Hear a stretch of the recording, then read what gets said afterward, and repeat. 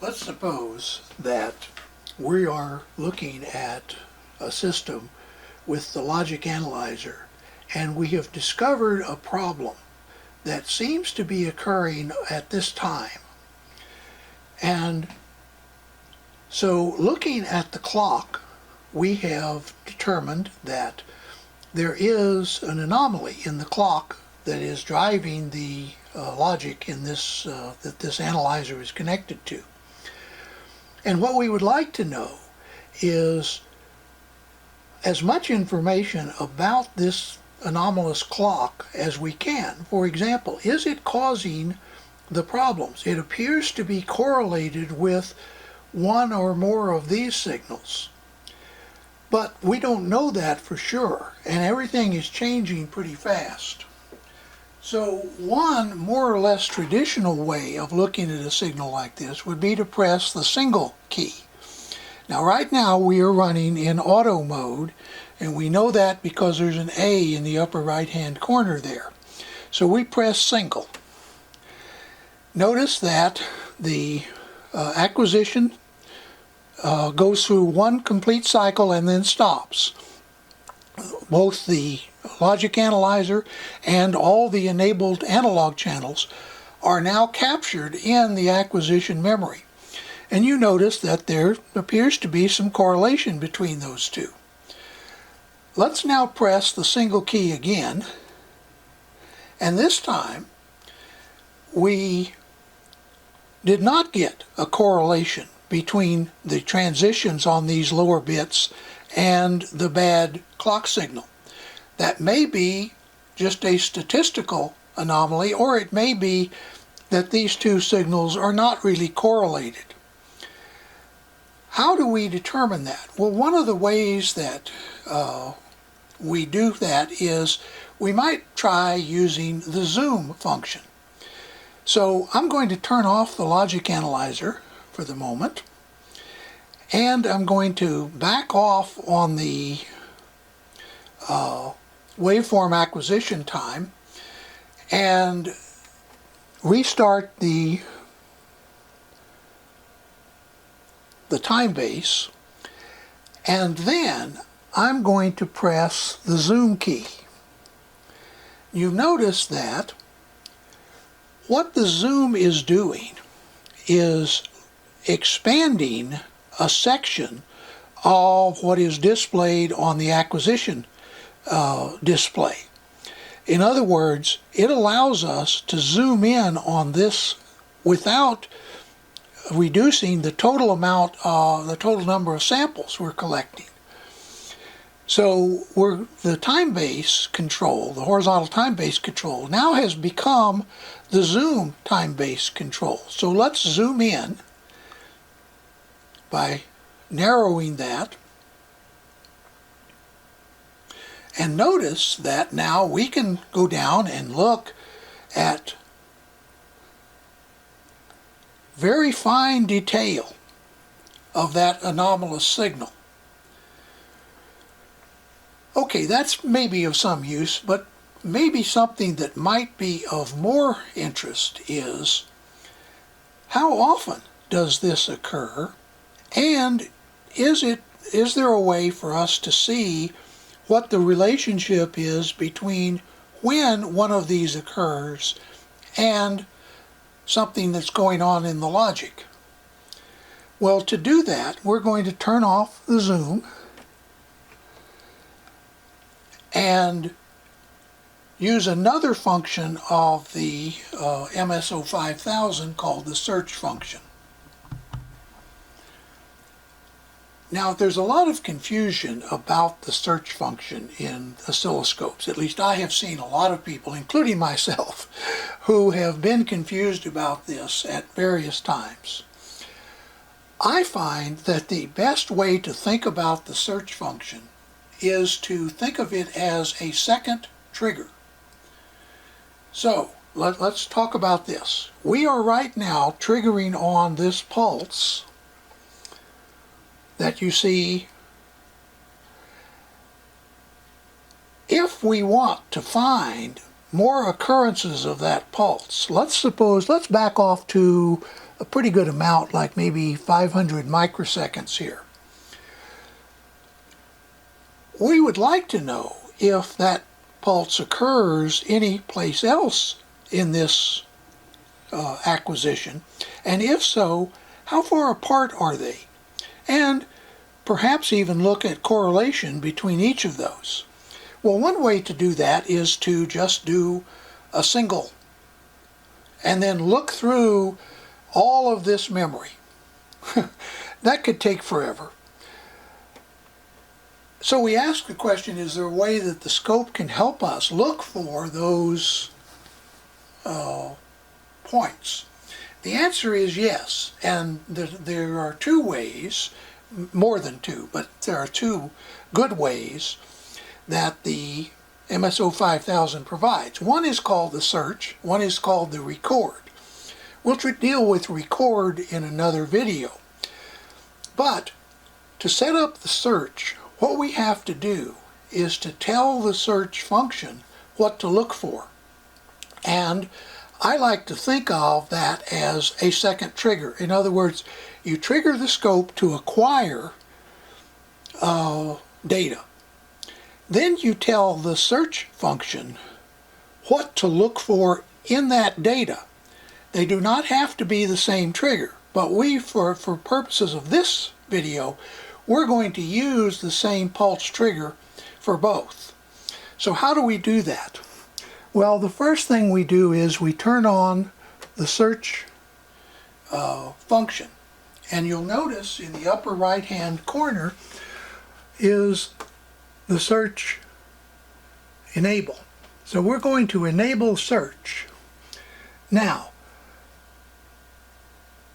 we're going to when you normally enable the search function, the type of search is set to whatever the default was in the oscilloscope.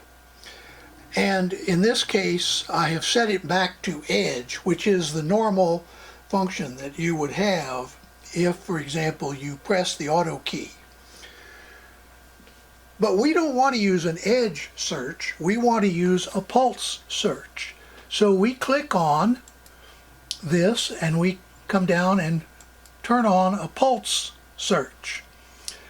Now, you notice that it then says pulse setup. So we click on that and it says, okay, we want a source of channel 1, a polarity of positive when the pulse is less than, and I have it set to 50 nanoseconds. But one way we can accomplish that is over here in the More menu. There is a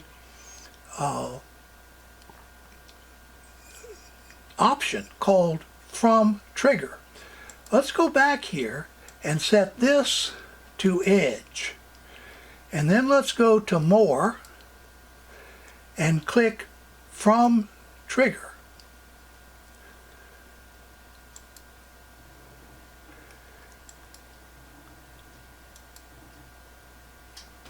What we have now is the same trigger parameters for the search function as we have for the acquisition function. Now let's take a look at what has happened. Well, you may notice that some little triangles are appearing up at the top of the screen. They appear to be spaced out about a millisecond apart. There's one here, there's one a millisecond later, and there's obviously one at the trigger itself. So let's turn on search again. And by the way, there's another way to get to search. You can click down here and click the search button there. Let's turn on the mark table. And you notice that what it's saying is that there are varying pulses that are occurring, but because this is updating every time it does an acquisition, it's not stable. So let's press the single key again. And now we have stopped the acquisition. And the search function is looking through what we have acquired and has found that there is one anomaly at the trigger point and another one about a millisecond before the trigger. And that's shown here. Notice that number 2 is the one at the trigger. It's at 0 seconds. In other words, it's coincident with the acquisition trigger. And it has found another one that is 1 millisecond before that trigger. Let's turn this off. Let's change the time base to a millisecond. And let's restart the oscilloscope.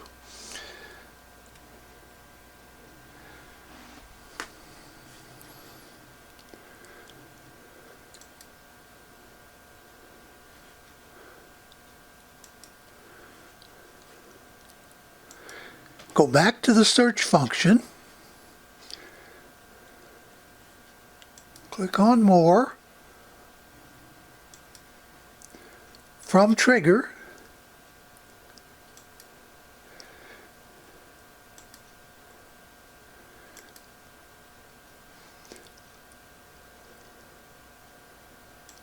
And do our pulse settings again. And it has set it back to 10 nanoseconds.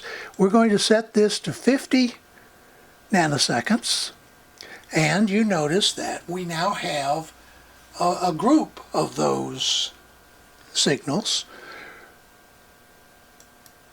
We're going to now turn on the marker table and turn off that.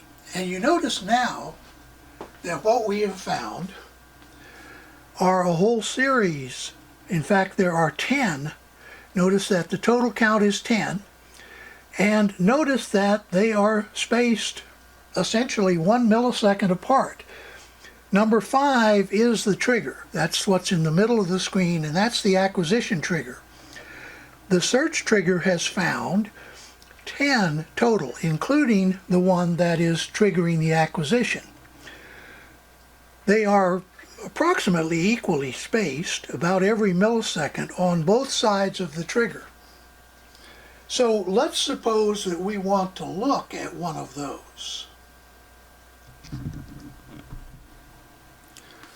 So what we're going to do is get the search menu back, and down here near the bottom, just below marker table, is a section called Navigation. We're going to click on Navigation. Notice that there is a red highlight at the number 1 in the marker table, and there is a red highlight on this triangle. That says that the anomaly that is 4 milliseconds before the acquisition trigger is the currently active navigation. So let's review. We set up an acquisition. Then within the acquisition memory we did a search using a pulse search. And the pulse search has revealed 10 of these pulses, each approximately a millisecond apart. And we are now going to navigate through those pulses. We're looking at pulse number 1.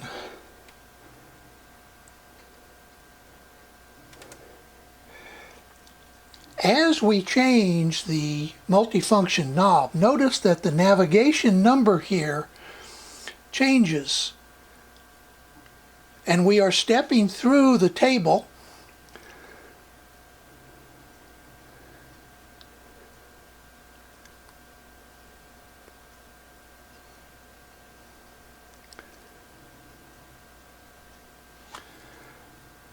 And notice that as we do, the display of the acquisition memory moves around. And that's because, remember, we have frozen the acquisition memory by hitting the single key. Let's now go down to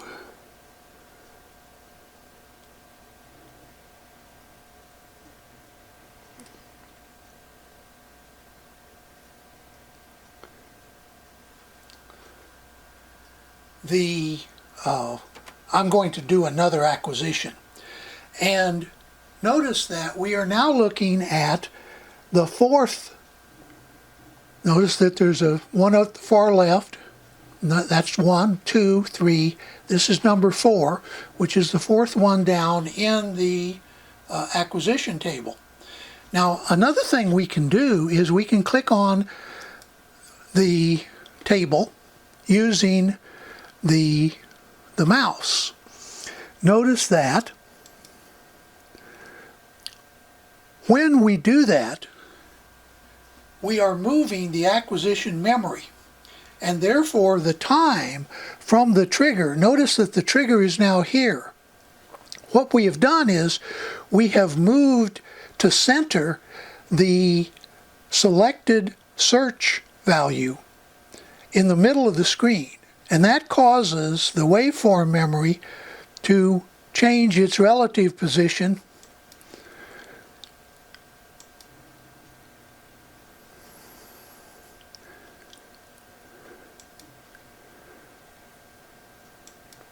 to the center of the screen. And now we're looking at number 4. Let's now just start the scope in the normal run mode.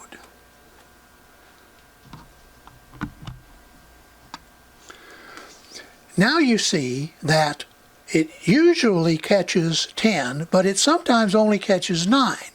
And that's because, remember that when the scope is in the run mode, it is constantly reacquiring a whole new set of samples. But we can still go through and look at each point in the memory based on the search results. So once again, let's review. We set up a trigger to acquire a bunch of data. We are now using a search trigger to look for pulses within that acquisition memory. We can do that either in the run mode or in the stop mode. If you do it in the stop mode, just remember that the acquisition memory is frozen. It will not update. So this is a way that you can use the search and navigation functions to find particular signals. Let me turn off the mark table now and do another single.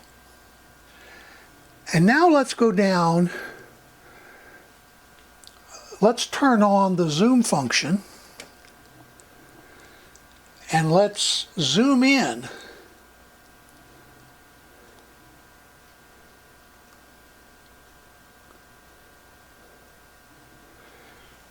notice that we are now looking at this one value. Let's change the navigation to number 5.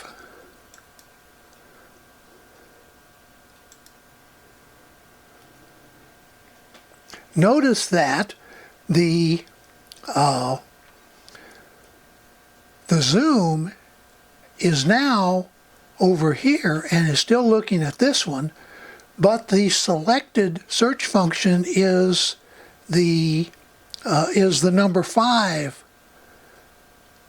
So let's back out.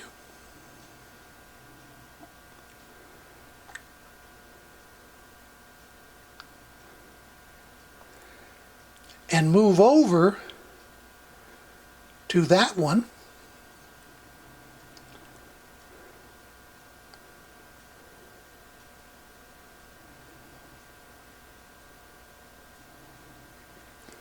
We're going to move it over to the middle.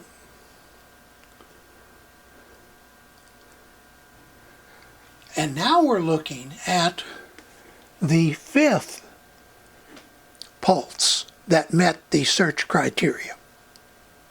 So this is a way that we can now easily find each of those anomalous signals using the search function, and then navigate to each of those signals using the navigation function. Search and navigation go together, or another way to put it is, navigation is actually a subfunction of search. So if you turn on search, you also will have navigation. But until your search is set up to find something useful, the navigation function doesn't really do you any good. But once you have the search function set to find the signal of interest, it will search through the acquisition memory. And notice that each of those is still displayed at the top. I'm going to turn this off so you can see the whole screen, by little white triangles. And the particular one that is selected will be the one in red. And you can then zoom in on that one. Let's move back.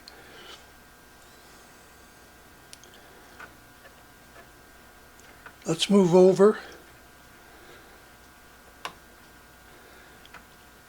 to this one.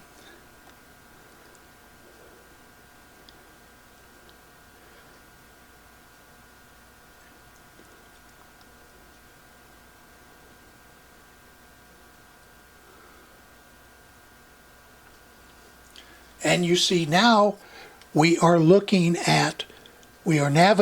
to this anomaly, or this point which was found by the search function, and displaying the zoomed value of it. The search and navigation function can be a very useful tool, but keep in mind what you're doing. You are acquiring data.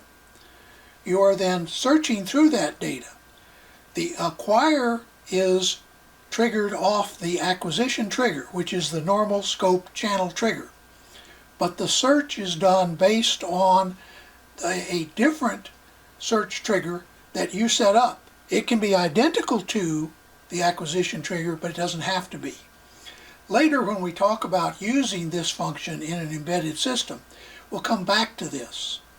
But for the time being, I don't want to continue this video much longer, but I did want to introduce the search and navigation functions of the MSO5000 so that later, when we start using it, we will have some background in how it works. I hope you have enjoyed the video. I certainly appreciate the viewers and their comments. If you have additional questions, you can certainly put them in the comments, but you might want to wait until we use this function again in a later video.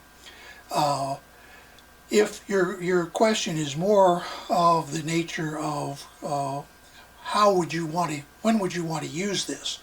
But if the question is, how do you use the search and navigation function, please feel free to put that in the comments, and I will try to include an answer to your question in the next video we do on search and navigation. So, as I say, I hope you enjoyed the video, and hope you'll stay tuned for some others. But in the meantime, please stay safe and have a nice day.